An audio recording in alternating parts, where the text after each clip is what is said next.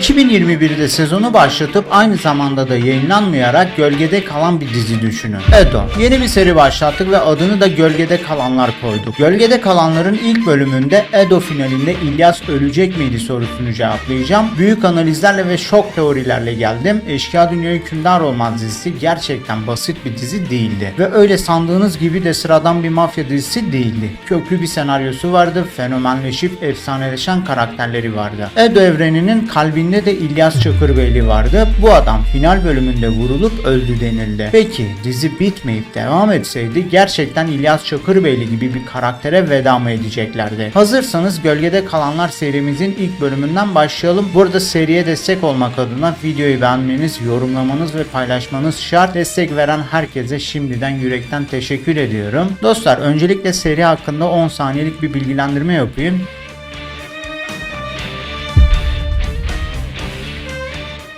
Gölgede Kalanlar serisi sadece Edo dizisine ait olacak. Yeni bölümler için videoya el atın. Aşırı fena video fikirleri elimde var. Hepsi yakında geliyor.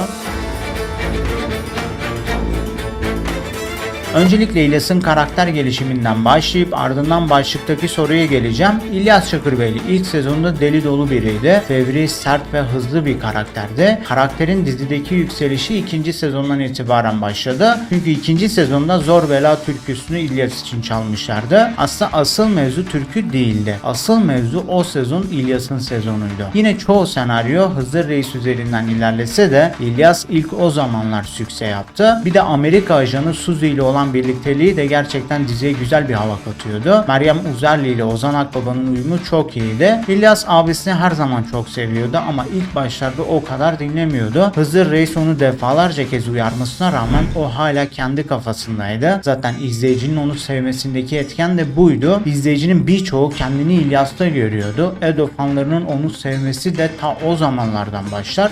Öyle İlyas günümüze kadar geldi. Bu arada günümüz dediysek de 2021'den bahsediyoruz. Yani yayınlanmayan final bölümünden. Dostlar, Edo final olmadı. Edo bitirildi. O bakıma da 200. bölümü final sayıyoruz. 201. bölümün bir kısmının çekildiğini de biliyorum. Az sonra detayına geleceğim ama biz 200. bölümü final sayacağız. Her zaman final odur diyeceğiz. Her neyse, finalde ne oldu? İlyasları tuzağa çekmişler. İlyas'ı öldürdüler. İlyas'ı bakaydılar. Final fragmanı bomba gibiydi. İzleyenleri titretiyordu. İlyas'ın vurulma anı da fragmanın en merak edilen kısmıydı. İlyas ölecek miydi sorusunun temeli de orada yatıyor. Her neyse, o sahne fragmanın son kısmına koyulmuştu ve sahne sonunda da Hızır Reis İlyas'ıma kıydılar diye bir cümle kurdu. Finalde ne oldu sorusunu cevapladı. Gel gelelim senaristlerin planına. Dizinin senaristi Bahadır Özdener'di. O adamın kafa yapısını çok iyi bilirim. İlyas'ı gerçekten öldürecek olsaydı böyle bir sonla öldürmezdi. Gerçi bu lafın detayına az sonra fazlasıyla gireceğim de demek istediğim, aklında aşırı büyük plan vardı. Bugüne kadar adamın yapıladığını da pek görmedim. Şimdi o zamanlar dizi 7. sezona girerken diziye 29 yeni oyuncu almışlardı. Adamın amacı sadece yeni oyuncularla ses getirmek değildi. Yeni sezona da fena ses getirecek bir şekilde girmekti. Ve öyle de oldu. Sezon sonunda değil de yeni sezonda çok büyük bir plan içine girip ilk bölümde İlyas'a sıktırdı ve öldü dedirtti. Planını açıkladık. Peki plan başarılı oldu mu? Çok, hem de bayağı çok. O zaman fragman çok iyi izlendi. Şu an halihazırda fragmanı YouTube'da aratırsanız 7 milyondan fazla izlendiğini görürsünüz. Dizi yayınlansaydı önceki sezondan çok daha yüksek reyting alacağını da az çok tahmin edebiliyorduk. Her neyse, plan yapıldı ve amaca ulaşıldı. Peki gerçekten dizi bitmeseydi İlyas ölecek miydi? Öncelikle birkaç seçeneğimiz var. Bunları verip yorumu size bırakıp devamında sorunun cevabına geleceğim. İlk seçenek, İlyas Alparslan gibi kafasından vuruldu denip boynundan vurulacaktı ve ileriki bir tarihte de iyileşecekti. İkinci seçenek, İlyas vurulmayacaktı çünkü bu bir rüya olacaktı. Üçüncü seçenek ise tüm bunlar Hızır Reis'in planı olacaktı. Teorileri artık size bırakıyorum. Yorumlarda belirtin. Yavaştan benim cevabıma geleceğiz. Buraya kadar izlemeye devam edenler hiçbir yere ayrılmasınlar.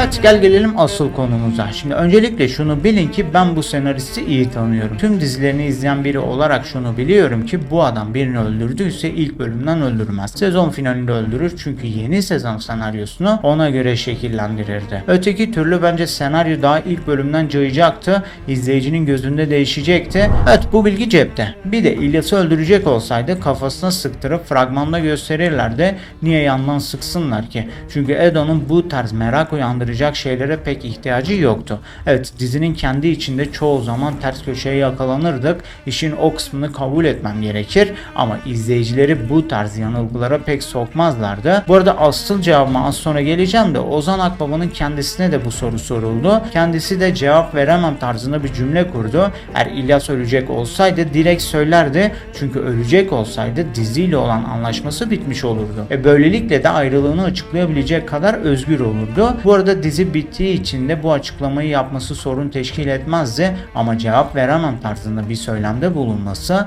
İlyas'ın kesinlikle ölmediğini gösterir. Tüm bunlarla birlikte 2021 yılında ben dizinin analiz videolarını yapıyordum. O zamanlar setten duyumlar alıyorduk. O zamanlar birkaç set çalışanı paylaşım yapmıştı ve onların yaptığı görseller elime ulaşmıştı. Elbette o görselleri bulmam imkansız, üzerinden 4 yıl geçmiş. Ama şunu söyleyebilirim ki 201. bölüm çekimlerinin bir kısmının çekildiğini video başında söylemiştim ya. Size şunu söyleyebilirim ki Ozan Akbaba yeni bölüm çekimlerinde görülmüştü. Eğer 200. bölümden eksik bir sahne vardıysa bilemem ama genelde o zamanlar Edo'nun bölümleri 3-4 gün civarında tamamlanırdı ve 1-2 gün tatil yapılıp ardından tekrardan sete dönülürdü. Ekip çok hızlı olduğu için bölümleri takır takır çekip geçerdi. Anlayacağınız İlyas ölmüş olsaydı o gün çekimlere gelmezdi. İşin bu kısmı da benim cevabımdı. Hem adamın kendi söylemini analiz ettik, hem senaristin kafa yapısını anlamaya çalıştık, hem de Süleyman kardeşiniz kendi gerçeklerini paylaştı.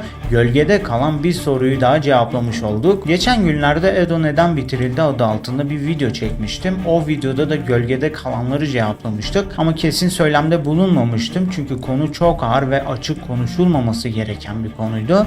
Cevap aslında videonun içinde mevcuttu ama cevabı anlamayanlar olmuş. Bazı şeylerin açık açık değil, gizli konuşulması gerektiği kanaatindeyim. O bakıma da eğer bu kardeşinizi izlemeye devam edecekseniz öncelikle bu adamın kafa yapısını ve video tarzlarını öğrenmeniz gerekir. Bu arada geçen günlerde İlyas'ın yani Ozan Akbaba'nın doğum günüydü. Oktay Kaynarca ile Yunus Emre Yıldırım da o davetteydiler. O davette çok güzel paylaşımlar yaptılar. O görüntüleri de ekrana koyarım. Şans işte biz bu videoyu yapmaya karar verirken görüntüler geldi. Videolar ne olacak? Ne olacak?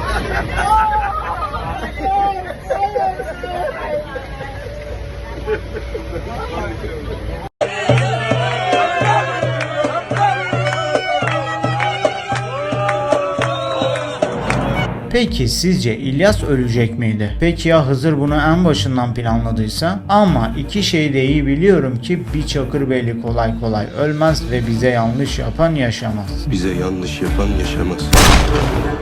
Bu da İlyas'tan bir racondu. Gölgede Kalanlar serisinin yeni bölümünde çok daha güzel bir konuyla karşınızda olacağım. O konuda sürpriz olsun ama sizden ricam lütfen videoyu beğenip paylaşın. Bu mevzuyu gölgede bırakmayın ha. Yeni videolarda görüşmek dileğiyle. Hadi eyvallah.